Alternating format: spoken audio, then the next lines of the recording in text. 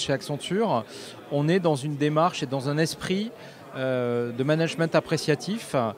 Et pour moi, c'est un élément à la fois de motivation et de performance sur la durée qui est important. L'approche très positive, le fait de s'appuyer sur ses forces et non pas aujourd'hui d'aller rechercher systématiquement les problèmes.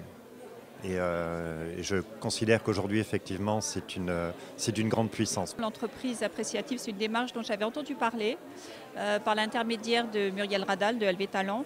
Mais je voulais aller plus loin dans cette démarche et comprendre qu'est-ce qui avait poussé des gens à essayer de mettre ça en place dans leurs entreprises. Et ce qui est enrichissant, c'est de voir que finalement, ce sont des grosses entreprises qui ont témoigné ce matin. Et on a toujours l'impression que dans des PME, moi je fais partie d'une PME, dans un service ressources humaines, on a toujours l'impression que dans les PME, tout est plus facile, plus agile.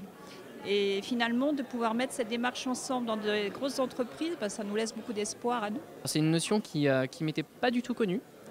C'est vraiment la première fois que j'entendais ces termes-là. Ce que ça m'inspire, c'est finalement revenir à beaucoup de bon sens. Le bon sens dans les relations. On élimine tout ce qui est dysfonctionnement, tout ce qui est faiblesse, tout ce qui pose problème et qui appesantit un peu les réflexions.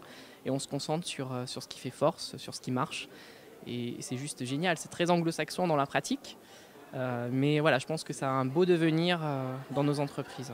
Et c'est vrai que ramener le positif au cœur des entreprises, je trouve ça vachement intéressant. Dans mes stages, j'ai eu des entreprises très classiques avec des patrons très fermés, etc. Et ça marchait pas très bien. C'est quelque chose qui bouleverse totalement les codes aujourd'hui, puisqu'on va travailler sur les forces, sur les atouts, sur tout ce qui est intéressant au niveau de l'entreprise et de l'être humain.